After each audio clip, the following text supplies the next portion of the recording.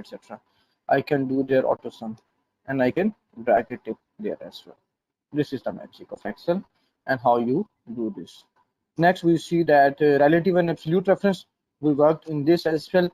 And if you see, this is how we apply the relative and absolute reference. For that purpose, I was initially told you that relative reference means there will be no dollar sign and it will no lock your cell. When you will drag it down, automatically function, or you can say formula, will move down as well. Let's say if I divide this divided by this, it will move down as I move. This is called the relative reference because I don't use any dollar sign. But if you apply the dollar sign over there by using F4, that is the shortcut for it, you can lock your cell, and by using locking your cell will not move down regardless you drag down or right, etc. For that purpose, we just did a practice on how to apply the percentages. And Regan, can you do this for me? How can I do the percentage? For total percentage, you're gonna type in the equal, And very good. Then and then you're gonna type in, yeah, you're gonna click that one, and then you're gonna go all the way down to the bottom and get the put the divide sign and go all the way down to total.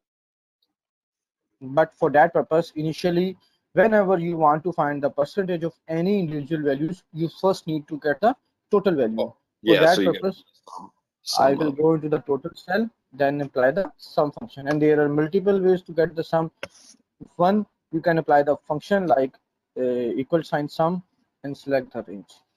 And second way is that you can simple go there automatically, use the shortcut, that is alt is equal to, automatically you will get the sum value. Now I want to get the percentage of each value against the total. Now you are moving in the right direction. Region is equal to this value divided by total, and then the total, and then hit enter. and then if you want to get the others, you'll hit F4. yes, by applying F4, I will lock the D26 because I don't want to move down my total value. Otherwise, the answer would be wrong. And then you get to drag down. Very good. Now, the point is, I'm getting the answers in percentages. But if I want to get the answers in decimals with 2 to 3, 4 decimals, how can I do that? Control 1. Very good. That is the shortcut. Then numbers. Change the number to percentage and increase or decrease the decimal as per our requirement. Even we can apply the separators of the three. Wow. You can see there is no value because the decimal was there. Now I can, by using control 1, I can move into the percentage as well. Wow. You can see the magic, how it happens, how easily now you are doing Excel functions. Can you imagine before this training? No, I wouldn't be able to do it. Like 3/4 of the stuff that we've learned. Don't so. We will learn it. Okay. Then I have a question. Yes. Can you give examples? I know we have examples of like absolute. Can we have examples of relative and mixed? Yes. If you see, this is the mixed reference where few cells are locked and few are not locked. This is the total absolute, mixed reference. And while in this scenario, if I'm going some functions where I was applied, where is the 2? I just locked it. Means if this is the relative reference, and absolute reference, let's say if I apply there, let's say total divided by let's say this value, I will apply the dollar sign here and here as well. Then this is the absolute reference. Okay. Okay. So how would you know like when to use those, kind of a thing?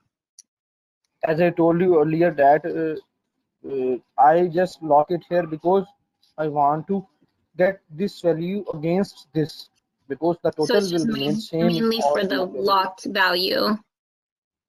Yes, that's why I lock it. Okay. Because I don't want to move my lock. And in the next phase, I was told you yesterday that Whenever we will apply some logics, some criteria, like I was doing in the if functions. Let's say if I apply the if functions over there, or you can say promotion, no promotion. Like we know that there is a logic. Now in logic, I will apply the dollar sign. Let's say my promotion logic is, let's say 50,000. This is my logic. Now I will say that if this value is greater than my logic, because this is the reference, I can't move down my reference again and again. That's why I will lock it by using F4. Then if it is true, then you can give any time. Let's say you can say that offer. Otherwise, then lock it. Otherwise, no offer. Lock it. You are saying that, oh, you did not see anything in the cell. Don't worry. I can write here offer and write here no offer. Now you can see there. Yeah. Because all these are my references. That's where I am getting from certain cell, and I don't want to move down these references. I just want to move down this cell, D6, D7, D8, D9. You can see that in all these formulas, only D column is being moving down. But these references are being locked because I have applied $sign here, because I don't want to move down my references. Got my point? Nicole, fine? Yes, that makes sense. Yes, definitely it makes sense.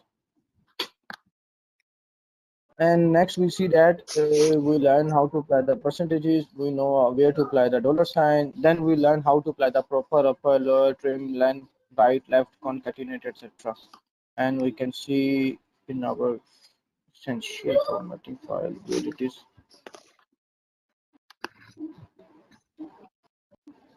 And this is essential formatting. We learn how to apply the proper function. You can see that I just apply the proper, it converted into the proper, it converted into the upper function, and I now lower function. Trim will remove the extra spaces. Meanwhile, I can apply the two functions in a single cell. Let's say is equal to trim. Then inside the trim, I will apply the upper function. What will this function will do? Initially, it will convert all the text into the upper format. Then it will remove extra redundant spaces from the cell, and then we will get our desired answer. Now it's asking me that you want to close your parenthesis. I would say yes to it for me. Then I will drag it down. Automatically, answer will be moved into the rest of cells. Now, then we learn that yes, you have solved your problem. You just make your data in the well mannered, in the well formulated way. Now I want to copy it, but whenever I copy it, you can see that no answer is coming is there, because basically by copying it, formula is also being copied, but I don't want these formulas. I only need values. How will I do that? If you see there are multiple values for the paste. Paste as values, paste as picture, paste as link picture. Let's say initially this is values. Then I can paste it as a picture. Then I can paste it as a link picture. And the difference between picture and link picture is that link picture is linked with, associated with our database. That's if I change it with the new name, let's say Pakistan, Islamic Republic Pakistan, let's say, automatically you can see that data is being formatted due to my formula, and then my picture is also being formatted here. Now I can copy and paste and send to anyone as per my requirement. Then we learned about concatenate. Concatenate means how you can combine two different cells. Then we learned how to apply the space between between two cells to get the spaces. Even though you can apply here, let's say percentage, not space. It depends on your requirement. Like this means it's up to you that if you want to apply space between the cells or you want to apply any other delimiter in the cell, you can do this easily. Then we learned how to apply the left function. Like here, if I want to get the left two digits, we learned how to apply the right function. We learned how to apply the mid function. Let's say if I revise the mid, this is the text. Now, what is my starting point? Means from which I will start. I will start 4 from here. And how many digits I need? I need 4 digits. That's it. You You can see I am just revising the whole course what we have done yesterday. Can you Right. redo that again? Sorry, it was like you said